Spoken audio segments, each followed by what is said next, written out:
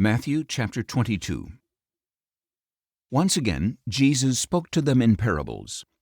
The kingdom of heaven is like a king who prepared a wedding banquet for his son. He sent his servants to call those he had invited to the banquet, but they refused to come. Again he sent other servants and said, "Tell those who have been invited that I have prepared my dinner. My oxen and fattened cattle have been killed, and everything is ready. Come to the wedding banquet." But they paid no attention and went away, one to his field, another to his business. The rest seized his servants, mistreated them, and killed them. The king was enraged, and he sent his troops to destroy those murderers and burn their city. Then he said to his servants, "The wedding banquet is ready, but those I invited were not worthy. Go therefore to the crossroads and invite to the banquet as many as you can find."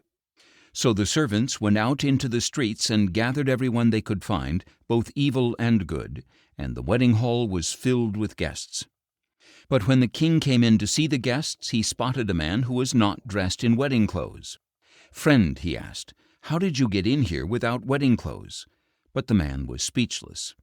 Then the king told the servants, "Tie him hand and foot and throw him into the outer darkness, where there will be weeping and gnashing of teeth. For many are called, but few are chosen." Then the Pharisees went out and conspired to trap Jesus in his words. They sent their disciples to him along with the Herodians. "Teacher," they said, "we know that you are honest and that you teach the way of God in accordance with the truth. You seek favor from no one because you pay no attention to external appearance. So tell us what you think. Is it lawful to pay taxes to Caesar or not?" But Jesus knew their evil intent and said, "You hypocrites, why are you testing me? Show me the coin used for the tax." And they brought him a denarius. "Whose image is this?" he asked, "and whose inscription?" "Caesar's," they answered. So Jesus told them, "Give to Caesar what is Caesar's, and to God what is God's."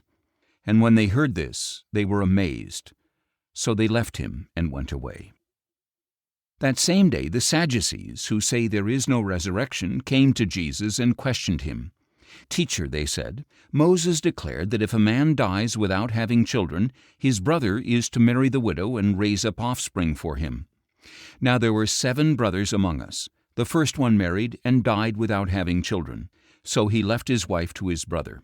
The same thing happened to the second and third brothers, down to the 7th. And last of all the woman died. In the resurrection, then, whose wife will she be of the 7? For all of them were married to her." Jesus answered, "You are mistaken because you do not know the Scriptures or the power of God. In the resurrection, people will neither marry nor be given in marriage. Instead, they will be like the angels in heaven. But concerning the resurrection of the dead, have you not read what God said to you? 'I am the God of Abraham, the God of Isaac, and the God of Jacob.' He is not the God of the dead, but of the living." When the crowds heard this, they were astonished at his teaching.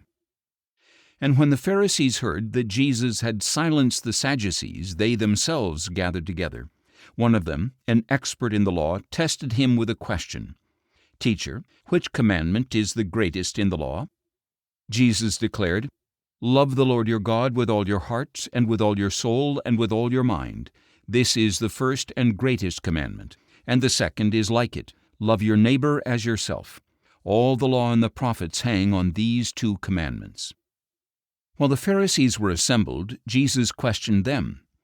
"What do you think about the Christ? Whose son is he?" "David's," they answered.